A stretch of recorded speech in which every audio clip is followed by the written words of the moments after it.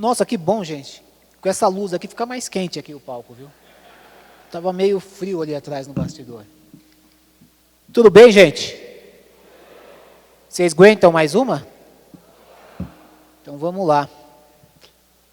Pois é, eu vim de uma família negra, uma família humilde, uma família que com alguma dificuldade veio se estabelecendo, né, aqui em São Paulo. Sou paulista, sou aqui da capital mesmo. E eu tinha uma coisa que me incomodava. Minha família batalhava muito, meus tios, meus pais, os amigos, tem nomes famosos, Florestan Fernandes, o Abdias Nascimento, alguns talvez vocês tenham ouvido falar. E era um momento em que a questão da diversidade aqui era muito maltratada ainda, né? Nos anos 70, era um assunto maltratado, um assunto ruim. Isso me incomodava, quando eu ainda tinha...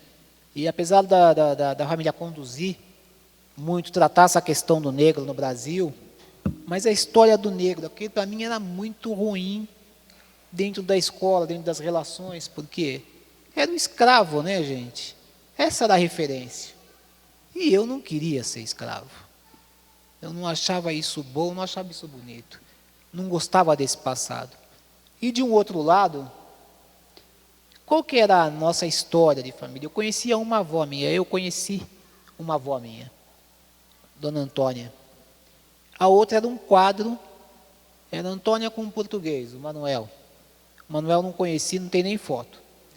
A outra era com o Pellegrini, Dona Maria com o Pellegrini, pai do meu pai. Conheci no quadro, pelo menos. E essa história me incomodando, um dia chegou um amigo do meu pai, ele era irmão do Luizão, da Guilherme do Laguaia, ele também se refugiou durante a ditadura, e o Américo Orlando chegou lá em casa, e aquela discussão, e eu falei isso para ele, ele falou, olha, eu era um garotinho ainda, ele falou, olha, na África tinha um povo chamado Maconde, eles habitavam a fronteira da Tanzânia com Moçambique. Falou, eles eram guerreiros altos, fortes, e esse povo não foi não foi dominado, não foi um povo que se rendeu. Foi um povo que cortava os dentes, serrava feito animais, e eles, assim, com essa caracterização, faziam tatuagem cortando o rosto e fazendo cicatrizes. Com esse corte, eles expunham esse corte ao sol e faziam cicatrizes. E era um povo temido, era um povo dominador. E aí, quando ele me contou isso, esse povo não virou escravo, eu falei, é isso daí que eu sou. E assim, né, quando a gente é moleque é engraçado, porque parece filme americano, né? Tudo que você for vai ser usado contra você, né? Então eu era o neguinho. Moleque magrinho, pequeno, era o neguinho. Ah, gente, quando eu virei Maconde, eu virei o Marcão.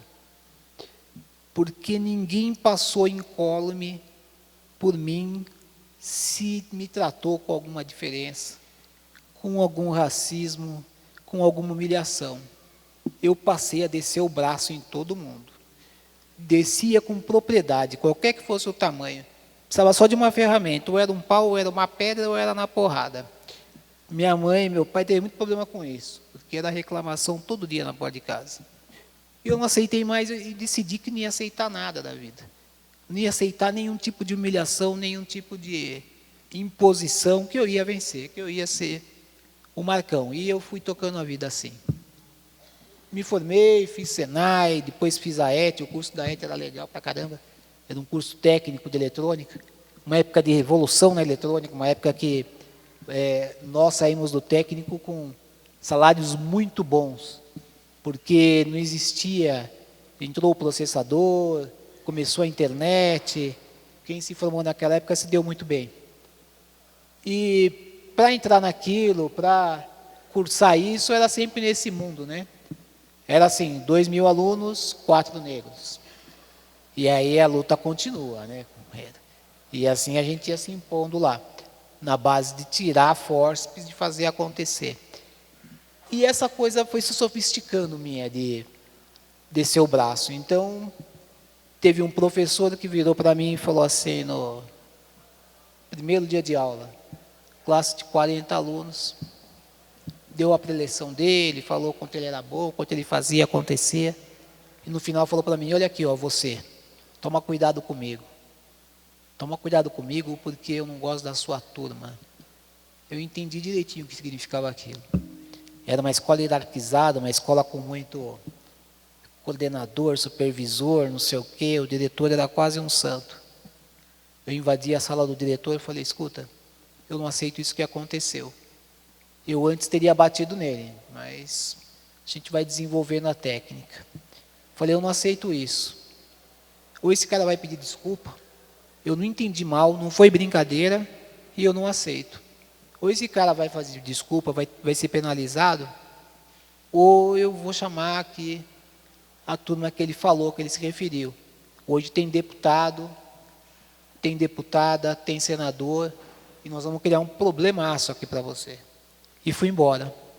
Não dei nem tempo dele falar nada. No dia seguinte, o cara estava pedindo desculpa lá. Entrou na sala de aula e pediu desculpa. E virei um líder lá naquele grupo. Foi muito legal. Já na universidade, eu sofistiquei um pouquinho mais esse método. Eu sempre pensava assim, é quando vale a pena, né? Ah, vale a pena responder? Vale a pena reagir? O Marconde vai agir? Quando vale a pena, ele age. E foi a mesma coisa, um sujeito vira e, me deu uma nota muito baixa, eu estranhei, os outros colegas que colaram de mim estavam melhor, e ele também falou, não gosto de vocês. Falei, ah, é? Só que eu já estava trabalhando no metrô, eu estava fazendo faculdade só para complementar, porque eu tinha cargo de engenharia na gerência de projetos do metrô. E eu falei, tá bom. Virei para ele, voltei e falei, olha, é o seguinte, de você, não sou mais seu aluno, e você não é mais meu professor. Eu tirei uma nota que você deve saber, isso é da segunda vez que ele fazia. Aí eu resolvi tomar atitude, eu falei, é a segunda vez. Então, eu não sou mais seu aluno, você vai arrumar essa nota ou você vai publicar que eu estou reprovado. Depois disso é que nós vamos conversar, só que eu sou homem e você é homem. Ele tomou um susto, falou, você está me ameaçando? Eu falei, não, é isso mesmo. Aí eu brinquei com ele. Ele achava que eu era um bandido, sei lá o quê. Peguei minha moto, uma teneireira, uma moto da moda na época. Vesti uma roupa meio diferente, um coturno, uma calça jeans rasgada, um óculos espelhado. Descobri o endereço dele através do Detran e essas coisas. E fui visitar ele lá no bairro dele no final de semana. Pois ele morava num lugar que era uma periferia, umas casas humildes, e perto da casa dele uma favela sem fim. Aí toquei a campainha lá, ele me viu, falou, mas o que você está fazendo aqui? Eu falei, eu moro aqui, eu não sabia, nós somos vizinhos. Ele ficou apavorado de me ver lá, achou que era uma ameaça. Ele falou, onde você mora? Eu apontei a favela, falei, moro lá. E ele quase caiu da janela. Eu vou ligar lá. Eu falei, não se preocupe. Publique a minha nota. Depois de algumas mais torturas que ele sofreu, cheguei na universidade e eles me falaram, olha, você precisa responder a isso. Está todo mundo reclamando aqui. Os professores e tal. A diretora me conhecia, eu já tinha mediado alguns conflitos lá, a gente já tinha, aquela época do Collor ali, subiu a mensalidade, o aluno que decide, era uma guerra aquilo. Falou, te conheço. Eu falei, não ia bater, ninguém ia fazer nada. Só queria que ele se sentisse do jeito que as pessoas se sentem quando são ameaçadas, e dessa forma, inclusive. O sujeito é professor, ele vai mexer na nota, vai perder ano, vai pagar de novo, está aqui sob o maior esforço. E aí ele veio falar comigo, pegou minha prova, falou, não, olha, olhei aqui, reformei, somos amigos. Falei, Devacir, nós não somos amigos, nós nunca vamos ser amigos. Você só me respeitou porque você se sentiu ameaçado. E é assim que você faz com as pessoas, você ameaça as pessoas. Isso foi uma sofisticação do Marconde. Só que estava tudo bem, né? Eu estava numa área legal do metrô, estava trabalhando bacana, minha tribo tinha crescido, tinha um filho que ia fazer 1 ano, eu tinha um outro que estava encomendado, ia nascer, estava mudando para uma casa que eu um apartamento, estava propriamente numa casa, estava mudando para um apartamento que tinha acabado de comprar. E eu estava voltando para casa nessa mesma moto, nessa Teneré. Eu cheguei em casa, abri o portão, olhei para trás, tinham 2 caras. Entrega a moto. Completamente drogados.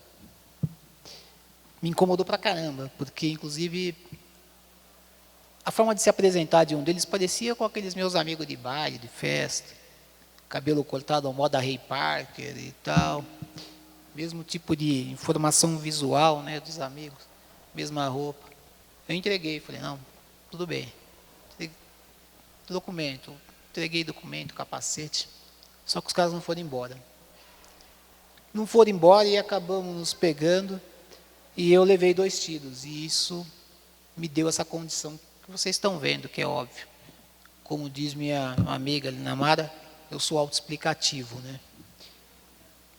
E aí me deu esse tiro, caí na rua, meu filho estava na janela, não sabia o que era isso ainda, né?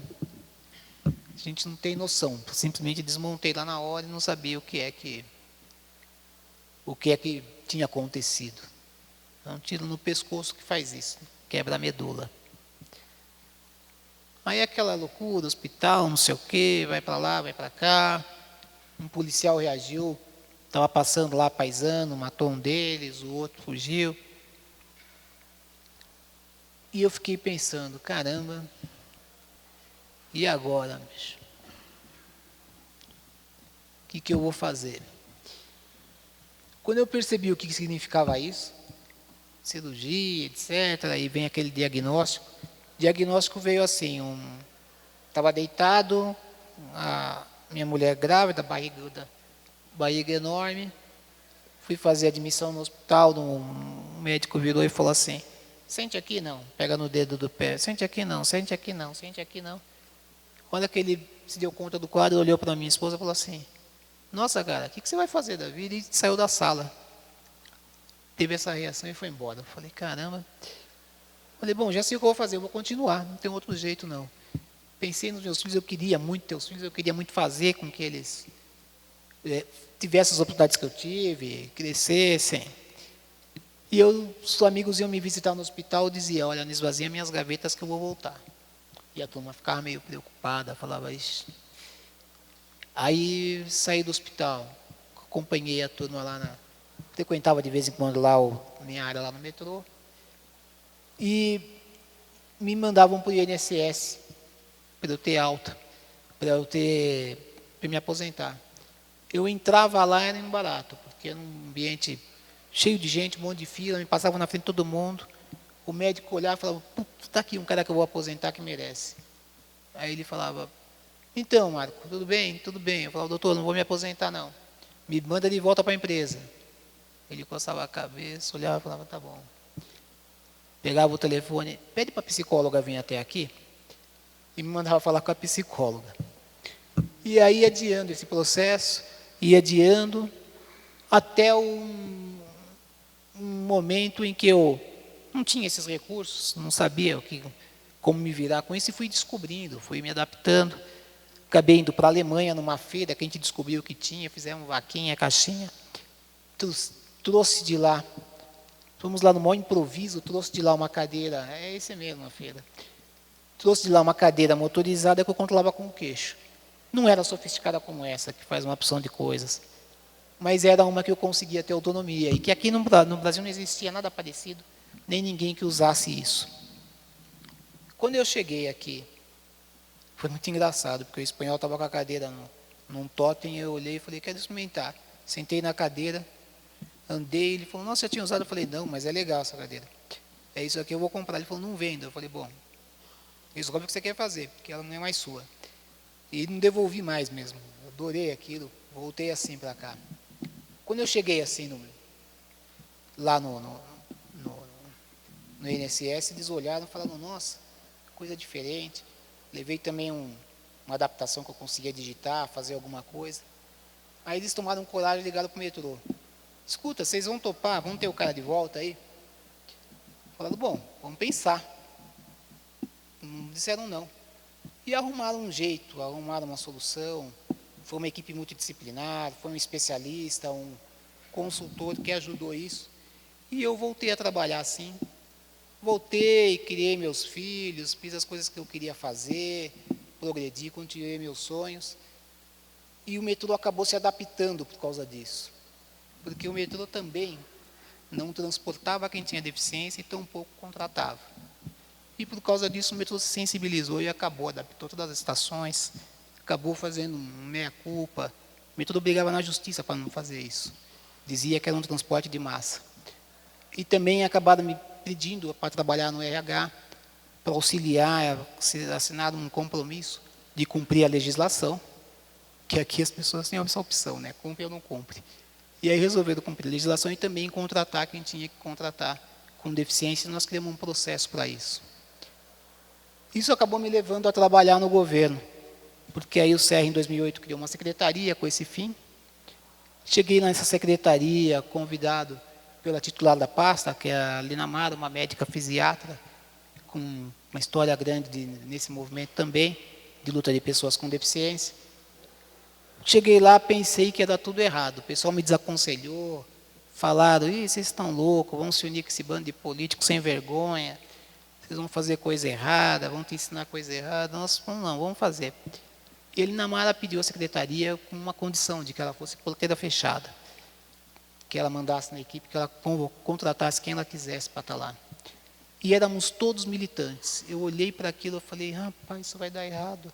Só tem aqui gente doida, gente que vem no momento de luta, gente que é idealista, que não aceita menos do que o ideal. E não deu errado, não. Deu muito certo. Nós fizemos uma opção de coisa. Em 6 anos, tem 15 hospitais de reabilitação funcionando, tem o time paralímpico, que vocês viram os resultados aí, que criamos um programa fantástico de desenvolvimento desses atletas, tem um programa Praia Acessível, que põe as pessoas na água, com uma equipe de atendimento nas praias, tem uma legislação nova que permite que quem é cego, cadeirante como eu, etc., também possa ter isenção para comprar carro, como era antes para quem dirigia, o carro era paraplégico. Teve uma série de situações que a gente conseguiu mudar e fazer acontecer, e foi muito bom. Foi muito bom ter encarado isso, foi muito bom ter ouvido aquela história do Marconde lá no início, que abriu esse caminho, que deu essa oportunidade de ir se reinventando. E se reinventando, esse grupo deu o ciclo dele ano passado, esse ano muda a política, mudam as coisas, a gente gostou do que fez, adorou o que fez, e nós estamos partindo para um outro projeto aí.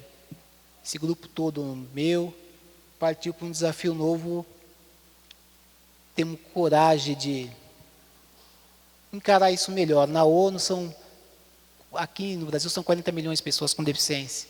No mundo é 1 bilhão de pessoas com deficiência. A ONU tirou esse assunto, eu fui delegado lá por 6 anos, tirou esse assunto de um segmento específico, colocou no eixo de sustentabilidade do mundo, porque 1 bilhão de pessoas com deficiência tem que estar economicamente ativas, tem que estar dentro de alguma coisa que dê futuro, dê possibilidade para essa gente viver. Aqui no Brasil são 40 milhões. 40 milhões afundam um país se tiverem sem oportunidade de emprego, sem oportunidade de viver, sem oportunidade de produzir. E nós aceitamos esse desafio agora de mudar o Brasil, então. A gente já mudou São Paulo, nosso grupo vai caminhar para isso agora. Nosso próximo desafio, Marconde, é na política fazer uma coisa nova, fazer uma coisa moderna, fazer uma coisa que inclua esses 40 milhões, como eu fui incluído, como outros amigos foram, e que não é uma regra, não é um mundo para todo mundo. Incluídos somos mais fortes. Tem coragem? É isso, gente. Obrigado.